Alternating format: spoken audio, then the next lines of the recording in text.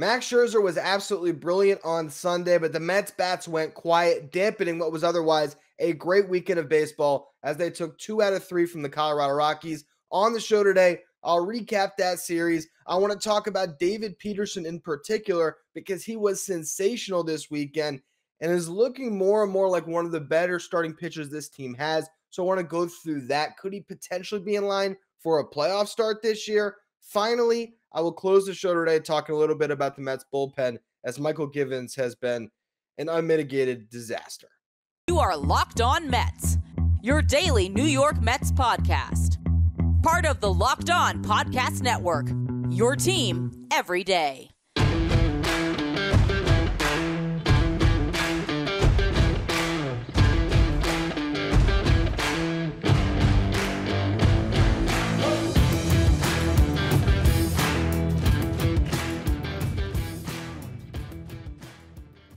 Hello to all you amazing Mets fans. You're watching Locked On Mets, part of the Locked On Podcast Network, your team every day.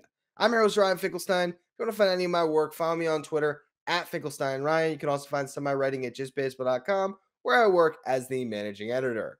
Now, I know Mets fans are driving to work on Monday a little bit frustrated because the Mets, quite frankly, left a game on the table. They were shut out by a Rockies team that, quite frankly, isn't good, and there was a real opportunity to sweep a 4-game set, and you're at this point of the season where every game is so crucial because you're in the best division race in baseball with the Mets and Braves. And on tomorrow's show, I'm going to talk about that a little bit because I want to go through the implications when we get to the playoffs of these two teams and where they slated and what the big difference is with winning the division or being a wild card team. And also the Dodgers are coming into town, so that's going to be another thing to talk about.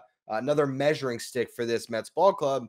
You got to beat up on the 500 teams, though, so that those games against the Dodgers, the Braves at the end of the season, so you can have a little bit of a cushion when you go into them because, you'd feel a lot better if the Mets were 3 games up on Atlanta going into that series against the Dodgers than being 2 games up. And right now, as I record the show at about 9:30 at night here, the Braves are playing the Cardinals, and they got a 0-0 game in the 5th inning. So we don't know what's going to happen there. Right now, the Mets are 2.5 up. If the Braves lose, it will be 3 games. But obviously, there would have been an opportunity to potentially grab another one. So that's going to be the overarching thought from a Mets fan driving to work again on a Monday after that game. But let's not forget that this was still a really good weekend of baseball, considering the fact that the Mets, didn't have maybe their best showing and yet still find a way to beat this Rockies team. In particular, I look at Friday night. That's the game that swings this series that allows the Mets to come away with the series victory instead of a split because it very easily could have gone the other way. You got Brett Baty, hits his second home run as a Met. That's the thing about Baty here. The power he brings, and as hard as he's hitting the baseball, you look at his hard hit data, and it's been great so far, even if he hasn't had the best results. He's hitting the ball hard when he puts it in play, and the learning experience he's getting is invaluable. We'll probably talk about Baty a little bit more as we get towards the end of the week with the Friday Farm Report, but I do love the Mets' decision to keep him up when Eduardo Escobar came off the IL. There's no reason to give Escobar everyday playing time with the way he has played this year. Let Baty learn on the job. Maybe he's going to find a way to actually solidify that starting role, or maybe when Guillorme comes back, you go back to leaning defense and leaning into the good at-bats that Guillorme gives you, and you send Brett Baty down. But right now, I think he has been passable defensively at third base. I definitely think that there is a lot of room for improvement there. But when you see him hit a home run to get a game started, you see that potential, and that's kind of started things for the Mets on Friday night. Starling Marte in the 5th inning drove in 2 with an RBI triple. Chris Bassett was great in this game. I know you look at the final line, he gives up 4 runs, but through the first 5 innings, all he allowed was base hits, and he just was on with his sinker, getting ground balls. That was the one pitch he said that he had going into the start. Really was trying to find something with all of his breaking pitches and just gutted his way through it, and without having his best stuff, still pitched into the 8th inning. Now, in that 6th, he does give up 3 runs, give a base hit, walked a batter on 4 pitches, gave up an RBI double to Brendan Rodgers. That was off the top of the fence. Could have been a homer. That run comes around and scores anyway on a base hit by C.J. Cron that tied the game. But the Mets get right back in it. They scored a run in the bottom half of that inning. Mark Canha had a lot of heroics, not only in this game, but just over the past 2 weeks, really. He's just been amazing for this Mets team, as Tyler Naquin had his flash in the pan of being great. He's went completely the other way and nosedive, and Canha has picked up the slack. He has an RBI double in that 6th inning that almost scored 2, but Jeff McNeil was gunned down at the plate. Those same runners were moving again in the bottom of the 8th inning. At that point, the Mets were losing, and a Canha double tied the game with both of those guys coming around to score. But what happened prior to that? Well, top of the 8th, Bassett goes out, gets the first out of the inning, then gives up a base hit. Mychal Givens comes into the game, gives up a hit, hits a batter, gets a strikeout, gives up a double. Okay, that gives the Rockies a lead, and then he finally gets out of it. But Mychal Givens on the season now with the New York Mets, and I'll talk a little bit about his performance on Sunday as well later in the show. He has a 9.58 ERA. He has given up 11 earned runs, 12 runs overall in 10 1/3. Just brutal. It's just been brutal. And, the Mets needed every bit of offense to come back and win that game late. And that's why I'm not going to be hard on them for a whole of what they did during this series, because, as I said, Canha was able to double in 2. And then you get into that 9th inning with the game tied, and the Mets are able to get through. Edwin Diaz, by the way, pitches the top of that 9th inning to hold on, ends up getting the win in this one. But the Mets end up coming up to bat. Brandon Nimmo draws a walk. Starling Marte gets hit by a pitch. That puts a runner in scoring position for Pete Alonso. He comes up after Lindor lined out. So 2-out spot. Pete fell behind the count 0-2, able to muscle one into the outfield. The Mets get the huge walk-off victory. And again, that proves to be the difference in this series, because if they don't win that game, it's a series split after what happened on Sunday. Now, we look at the game on Saturday, and it was all about David Peterson. I'm going to talk about him in the next segment, but what he did in this game really did shine through. This is a confident pitcher. Remember, he's a former first-round pick, and he really showcased that in full effect on Saturday night. He was in complete command. The Mets got offense early as Brandon Nimmo hit a leadoff homer. I believe they said that was the first leadoff homer since Jonathan VR, who, of course, is my guy. So that was an interesting thing I heard on the broadcast today. But Nimmo ends up hitting that home run. He drives in a run later with an RBI double and scored a run on a Starling Marte double. So he was very key to this victory, providing the 3 runs of offense for the Mets. And it was just an extremely well-pitched game with Peterson giving them 6 innings. And then you have the other guys in that bullpen stepping up. We're going to talk about the bullpen in the final segment today, because there's definitely a huge area of concern there. But Seth Lugo has been pitching much better. He had a quality inning, had 2 strikeouts in a 1-2-3 set. Trevor May, same exact line, 2 strikeouts, perfect inning. And then Adam Ottavino gets his second save. They're able to stay away from Edwin Diaz. Diaz got another day off on Sunday as the Mets were unable to get him into the game with a lead, and so that he will be well rested for that series against the Dodgers. But in the next segment, I want to talk about David Peterson and what we saw from him, what we can see from him moving forward. And then we'll close out the show talking a little bit more about Sunday's game and the way the bullpen has fared, particularly Mychal Givens, who could be coming off the aisle to help this bullpen down the stretch. Before we get to any of that, though, are you one of those people who thinks it's okay to drive stoned? What's the worst thing that can happen? You end up driving below the speed limit? It's no big deal, right? Wrong. The truth is your reaction times slow way down when you're high. You're not only putting yourself in danger, but everyone else around you. Talk about a buzzkill.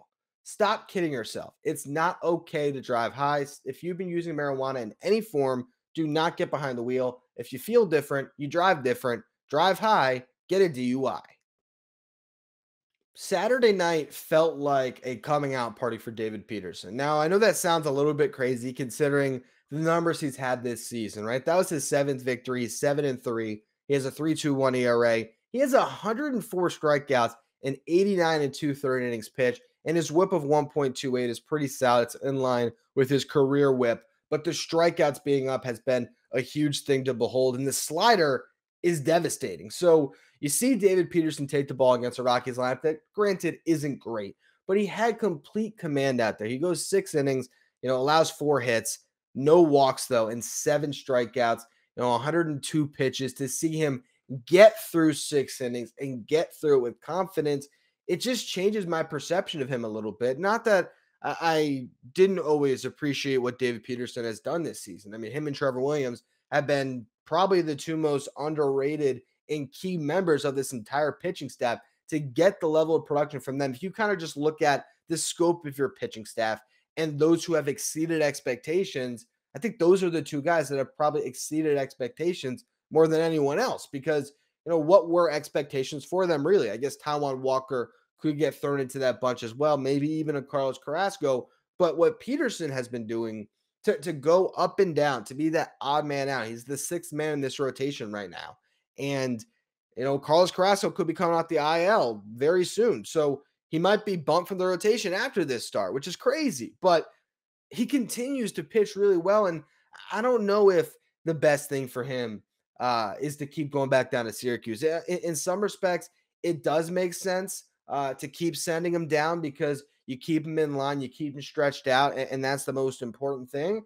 At the same time, even though it hasn't looked good out of the bullpen, I still would rather see David Peterson pitching in a playoff game than Joely Rodriguez.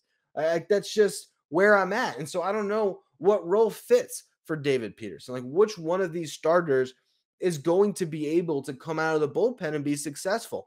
I mean, Trevor Williams might make this playoff roster because of that ability to pitch out of the pen. Then again, are you going to put a Trevor Williams on a playoff roster above a Taijuan Walker? Most likely not. So can Taijuan suddenly find a way to pitch out of the pen? Can Peterson get a big lefty out? Can he go out there and if you face Juan Soto, could he strike out Soto? If he faces Bryce Harper, if he faces, Matt Olson, whatever big lefty you want to throw at me here, who is it that's going to get that big lefty out? Are you just trusting a Seth Lugo, Adam Ottavino, Edwin Diaz out of the bullpen? Or could David Peterson be that guy? This season, his slider is a game changer. I mean, it's a put away percentage on the pitch at 32.1%. That means that's a really good strikeout pitch. He's getting whiffs on it 46.5% of the time. Batters only hitting 182 on it with a 306 slugging percentage. And the expected metrics are on line with that as well. Expected batting average against this slider at 187. Expected slugging percentage at 288. You look at his whiff percentage and how it compares to the other pitchers around baseball. He's in the 76th percentile. So he's in the top quarter of the league in getting swings and misses for a guy that we thought was always going to be more of a ground ball pitcher, guy that pitches to contact. And now his strikeout rate is in the 79th percentile. So he's turned himself into a guy that's getting strikeouts, which I don't think we foresaw from David Peterson. And part of it is he's 6'6", and his extension is actually ranked in the 97th percentile as well. Extension, think of it as how far is he getting towards the plate when he throws. That is what he's doing with that. And the fact that he's got that big frame, those large strides, his extension is at over 7 feet. That's right on line with Tyler or McGill. That's how these guys get a little bit of extra velocity. So even though, his fastball is coming in at 94, he's able to throw that pitch and make it really jump on batters because he's so big, he's so long, and his mechanics kind of work that way that from the left side, that fastball can really jump on them. And then that slider can kind of break and fall at the table, and they don't identify it quick enough, and they swing right through it. So he has just kind of taken his game to a completely different level this year. And when I compare him to a Carrasco, to a Taijuan Walker, I don't think that his stuff is really that much worse. In some respects, it could be a little bit better. Like Taijuan has had the good splitter this season, but lately Peterson's slider is, I would say, the best pitch that any of those three guys have to offer. So with that, is that a pitch that you can translate in the bullpen? Like maybe this is a time, if you get Carrasco healthy, to send Peterson down to Syracuse, but try to work him out of the bullpen a little bit. Like is that an option? Do you keep him at the bullpen at the big league level and just really work with Jeremy Hefner and try to focus on a game plan that will allow him to be successful utilizing that really insane slider? I think that's an option for this Mets team. But the bottom line to me is it makes no sense for the Mets to go into the postseason here and David Peterson to not be on the playoff roster. As much as we want to talk about Tyler McGill and his potential to maybe play up out of the bullpen, like David Peterson deserves to be on that playoff roster a lot more than a Joely Rodriguez, more than a Tyler McGill, more than a Mychal Givens for sure. And there's some other names out there. I just don't know how that's going to work because the early returns of him coming out of the bullpen, haven't been successful, but I still think it's worthy to either try to work him in some respects that way, or to give him the ball and to let him start a playoff game over maybe a Carrasco or a Taijuan Walker. Based on the off days, you might need 5 starters in the playoffs anyway. Uh, so I wouldn't be too upset if he ended up getting the ball over one of those guys, maybe even both of them. We'll see how he continues to throw the ball throughout the remainder of the season. But it was one of the best pitching performances I've thought of the entire year, what he did on Saturday. But there was a game on Sunday where the Mets bats went quiet. Scherzer was dominant, but the bullpen, Gibbons did not give a ton of confidence, even though he had a scoreless appearance. So I want to really focus in on that. We'll talk about the game as well. I'm going to get to all of that in just a minute after a word from our sponsors. 1-0 Rockies over the Mets on Sunday. Max Scherzer was awesome. His usual self. He went to 112 pitches, most of the year for him. I think that was an interesting decision to send him back out there. I definitely agree with it. The way he was rolling through 6, I thought he was going to get right through that 7th inning. And even though he didn't, it really wasn't his fault. You look at that 7th, gives up a base hit to CJ Cron. That ball was well struck. Then Jose Iglesias lays a bunt and is able to get on for a hit. Brett Baty, tough play, unable to make it. Then Randall Grichuk has a swinging bunt to Brett Baty that works out. Actually, wait a minute. Was that the swinging bunt or is that the? Yes, that was a swinging bunt. There was another play. I don't know if it was Grichuk or not, where Brett Baty made a nice sliding stop on it, but I don't believe that was that single. Regardless, it was bases loaded, no outs, and you have a decision. You have Trevor Williams warming up in the bullpen, or do you trust Scherzer to work his way through it? I don't think there's any way they could have taken the ball out of his hands in that spot. He gets a big strikeout, ends up giving up a well-struck fly ball on a first pitch that Tyler Naquin was luckily able to run down and keep it to just 1 run allowed. And then he gets a big strikeout to get out of the inning. So a good performance by Scherzer. You can't knock him for giving up a run when he got you through 7. ERA in the season now at 2.27. So no complaints with Scherzer. Obviously, the offense did not step up in this game. Only 3 hits, only 2 walks drawn. Just not a lot that you can really be happy with. But at the same time, watching that game, German Marquez was awesome. I mean, he matched Scherzer pitch for pitch. His breaking ball was really good. His fastball, which has been hit pretty well this year, actually had a lot of life to it. And all the Mets hitters were struggling to catch up to it, to square it up, really. So I don't really look at this as a game where the Mets offense just didn't step up at all. I kind of watched it and felt like it was just really well pitched by that team.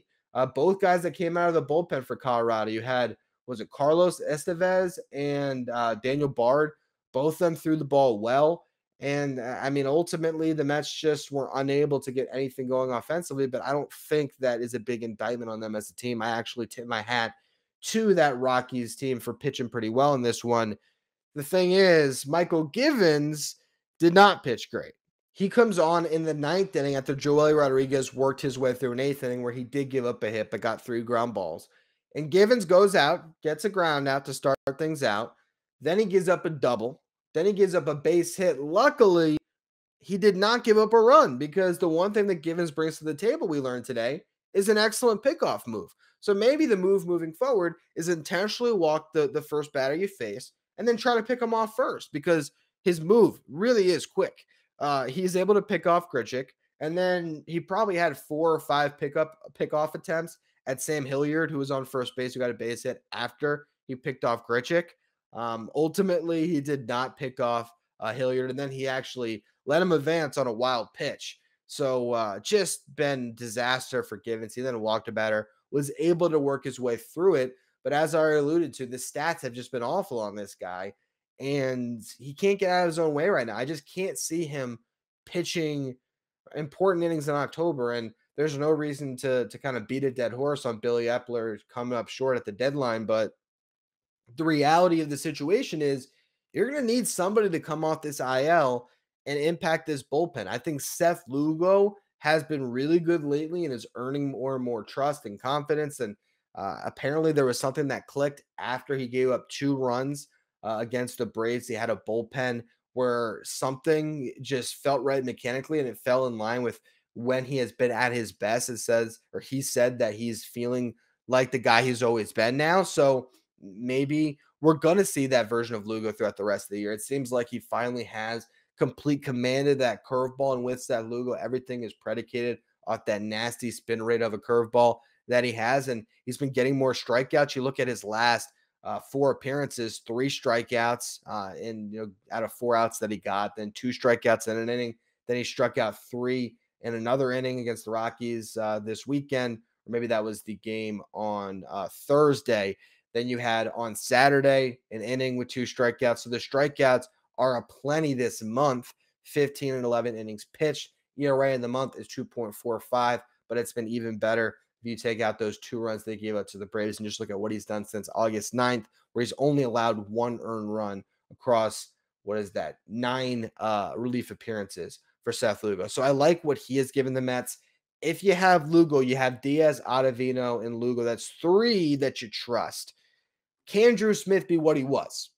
That's the question. ERA for the season's at 3.51. If you remember, start off the season great, did not give up a run in April. That continued a little bit into May, but on May 13th, he gave up a run. Then he gave up runs in 3 consecutive appearances. And it was never really the same throughout the rest of the season. Has been out since the end of July. When he comes back, is he going to be refreshed and look like a pitcher that they can actually count on in high leverage spots? That's to be determined. Is Trevor May going to continue to shake off some of this rust and be a guy the Mets can count on? That's another big question. Tommy Hunter is back. I don't think he's going to pick high leverage innings for the Mets, but he could be in a playoff bullpen, and I would maybe trust him more than a Mychal Givens at this point. And then it's the Tyler McGill / David Peterson, Joey Lucchesi, all these starters that the Mets have as depth. Are any of them going to break through that playoff bullpen? But what we've seen so far from Mychal Givens is just really, really unfortunate, because he was supposed to be the answer, and now he might be the biggest part of the problem. And between him and Joely Rodriguez, these guys are getting thrown into, close games where generally the Mets are losing, but maybe only losing by a run or 2. And then the game gets away from you because these guys just are not able to get strikeouts. And they're not able to really kind of limit the damage when they go out there. It seems like it just snowballs each time they get an appearance. We'll see what happens, though. It's a long season. Anything can click for these guys over the final month. And who knows, maybe Joely Rodriguez is pitching in a big playoff game and he's getting, Matt Olson out or something like that. And we're shocked that all of a sudden the trade was worth it, because here he is in October in the biggest moment shining. We'll have to see what happens when we get there. That's going to be all, though, for the show today. On tomorrow's show, I want to talk about seeding in the playoffs. How important is it going to be for the Mets to win the division and get a bye as opposed to being in the wild card round? We'll also touch on the upcoming series against the Dodgers. I will preview that as well. As always, thank you for listening. Make sure you follow, rate, and review wherever you get your podcast. Make sure you follow me on Twitter at Finkelstein Ryan. Follow the show at Locked On Mets. Thank you for making Locked On Mets your first listen every day. Now for your second listen, check out Locked On MLB, hosted by Paul Francis Sullivan. Locked On MLB is where you want to go to stay up to date with everything going on in Major League Baseball. You can follow Locked On MLB wherever you get podcasts.